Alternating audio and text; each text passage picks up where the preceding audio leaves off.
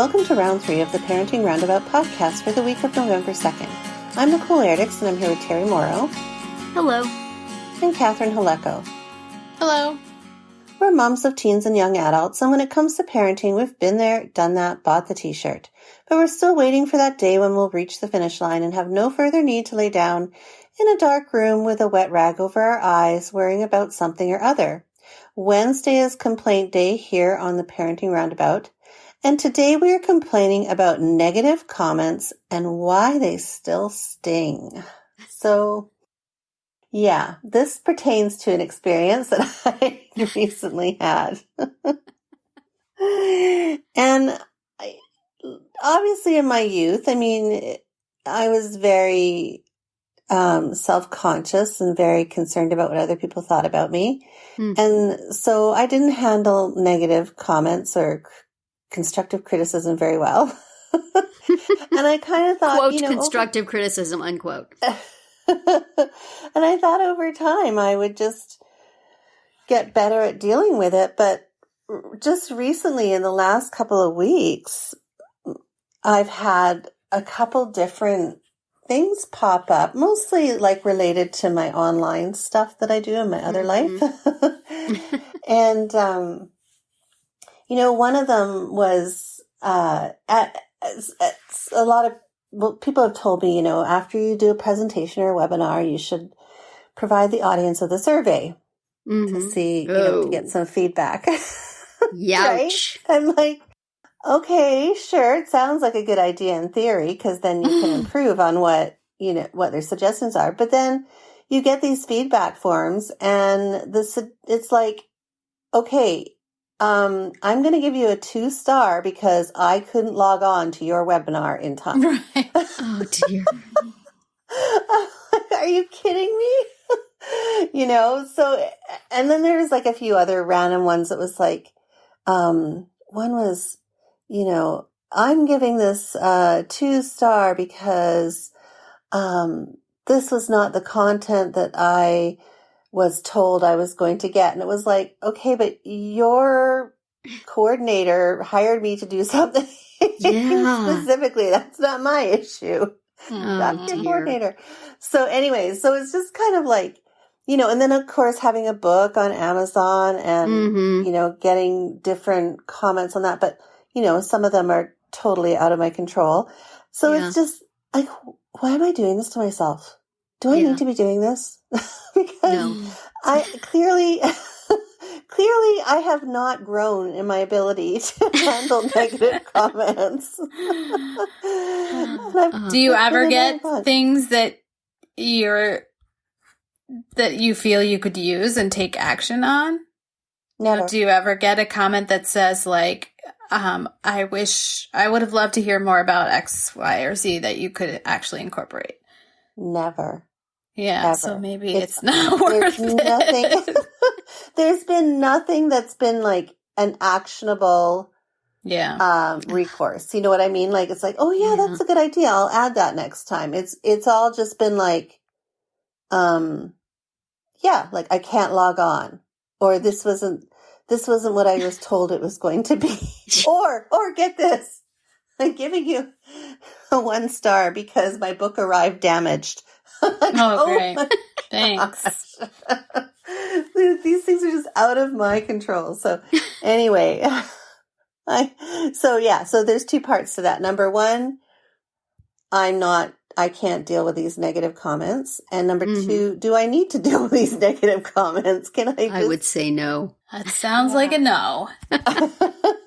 But then am I limiting myself in my professional growth? Am I like, should I, what I mean? Like, I should be able to handle constructive criticism, right? Well, it's only limiting if the criticism is valid.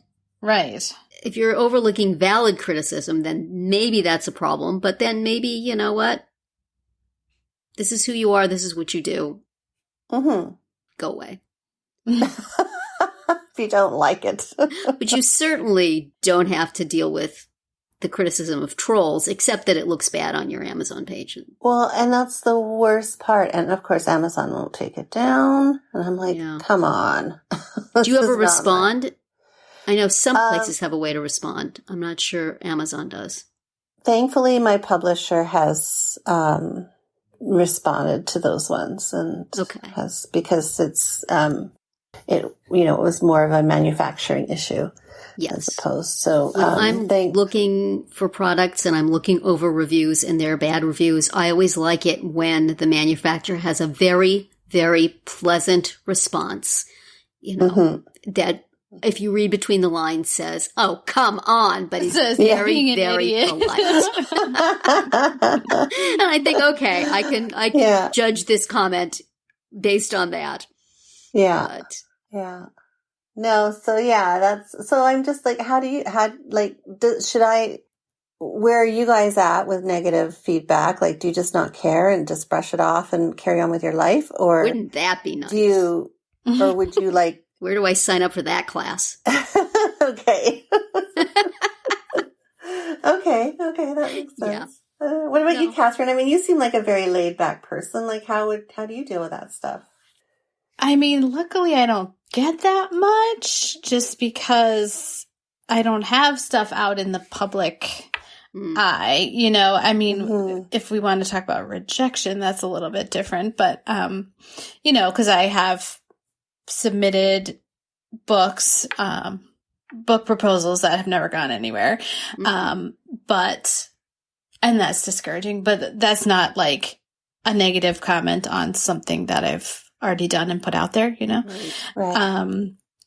So but I just think it's human nature to look at those things and, sort of remember them and take them to heart more than the positives. It's just, because it's just the way we are made. You either remember them and take them to heart, or you want to fight back and you can't. Yeah. Exactly. Either because the person is anonymous and out of reach, or because it would look bad. Mm-hmm. And I mean, in all honesty, I'm only referring to 2 or 3 or 4 comments, but there are a plethora of positive comments, not, just saying that I've got, people have said good things that made me happy and I'm pleased with. So but it's like that one comment that just destroys it all. Did you ever get angry emails on your about.com site, Catherine? Not really. I mean, my topic wasn't very controversial. It was about family fitness, so it wasn't. I guess it was blog comments I used to get. Yeah, every now and then I would hit a nerve, and there would be an explosion of angry people, and it was just like, oh, yeah, golly.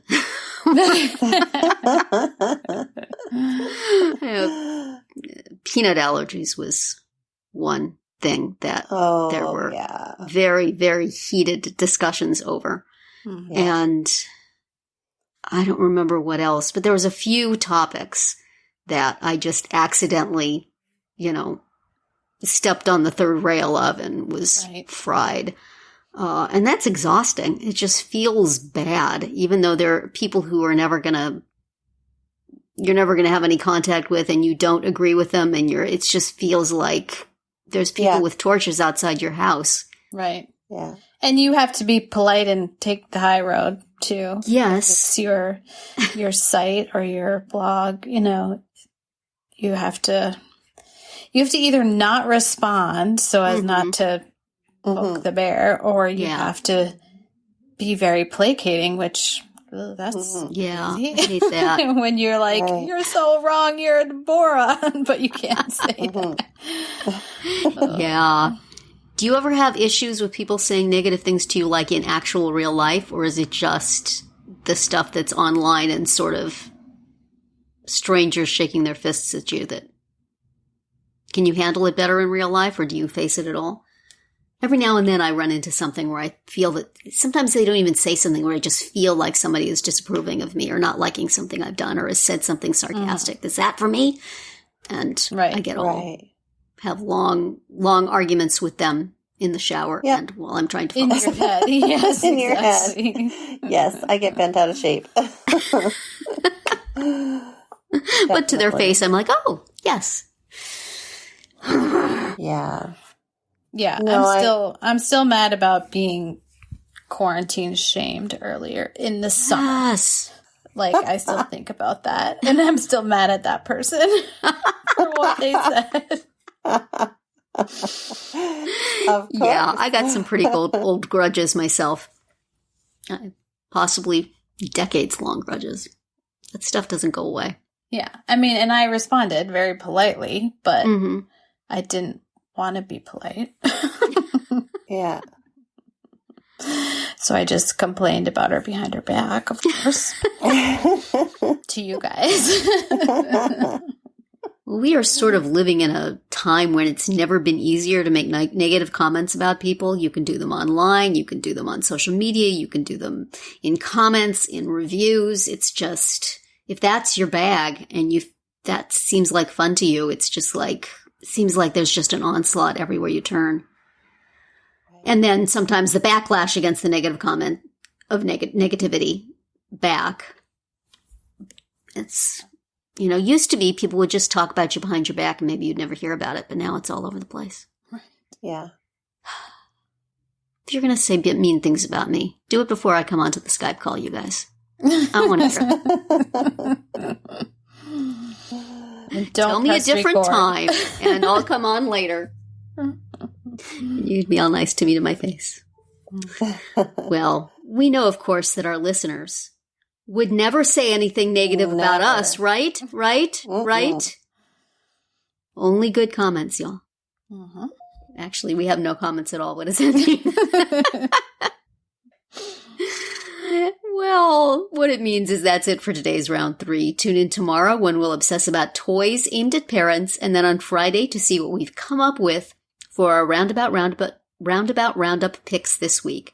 Find all our episodes at parentingroundabout.com and talk back in the comments there on our Facebook page or on Twitter, where you'll find us at Roundabout Chat.